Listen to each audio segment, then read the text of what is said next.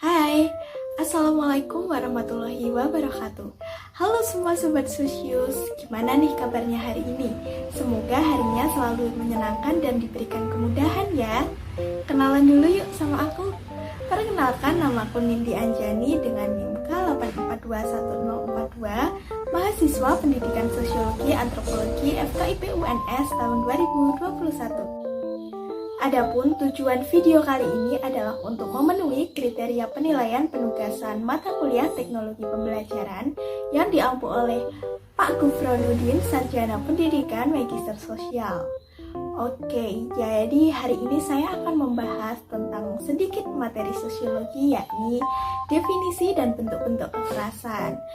Salah satu dari kalian mungkin pernah ada yang terlibat kekerasan nggak sih? Tapi pernah nggak kalian menyadarin apa sih definisi kekerasan itu dan bentuk-bentuknya seperti apa?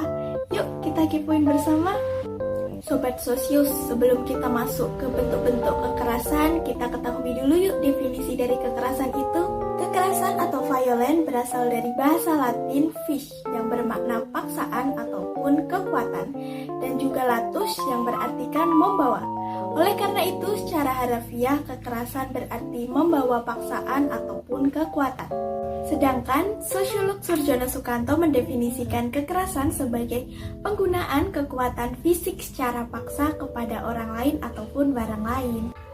Nah, Sobat Sosius, kekerasan itu dibagi ke dalam 3 jenis. Yang pertama berdasarkan caranya, dan yang kedua berdasarkan subjeknya, yang ketiga berdasarkan bentuknya. Yang pertama, kekerasan berdasarkan caranya. Ini dibagi menjadi ke dalam 2, yakni kekerasan secara langsung atau direct violence, dan juga kekerasan tidak langsung ataupun kekerasan indirect violence atau kekerasan kultural. Kekerasan secara langsung adalah kekerasan yang langsung dilakukan oleh seseorang kepada pihak lawan, yang mana akibatnya dapat dilihat secara langsung, seperti memperkosa seseorang ataupun membunuh seseorang.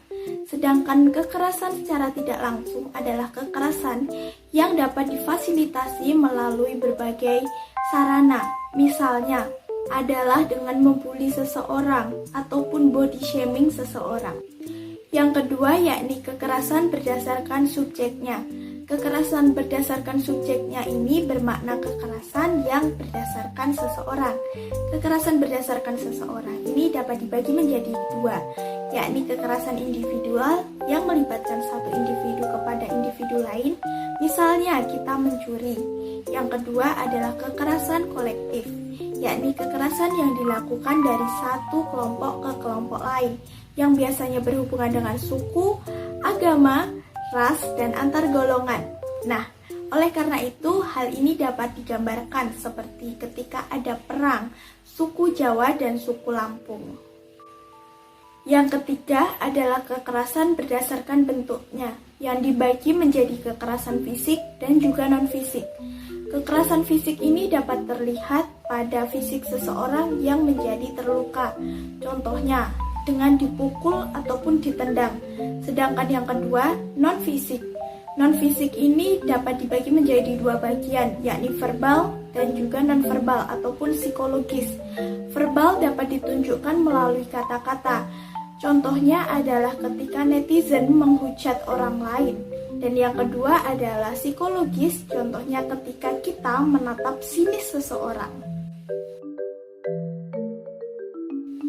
Nah, untuk kesimpulannya, kekerasan itu dinilai sebagai kelanjutan dari konflik. Kekerasan ini lebih merugikan pada seseorang ataupun kerusakan pada materi.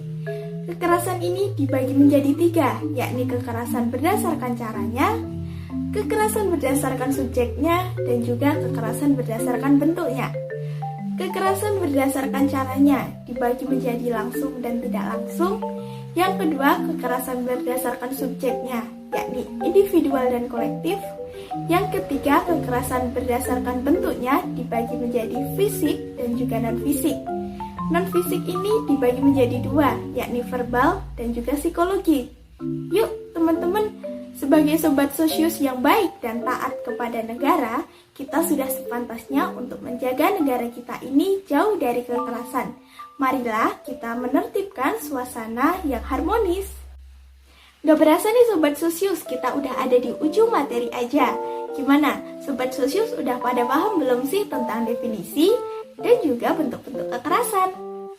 Sebagai penutup, saya bakal kasih sharing pantun. Karena ada hujan maka tanah basah. Tanah sudah lama kena gempa. Hari ini saatnya kita berpisah. Semoga esok kita kembali berjumpa. Terima kasih bagi yang sudah menyaksikan. Jangan lupa jaga kesehatan dan jaga kesenangan kalian juga ya. Jangan lupa like, comment, and share bagi teman-teman kalian. Bye-bye. Wassalamualaikum warahmatullahi wabarakatuh.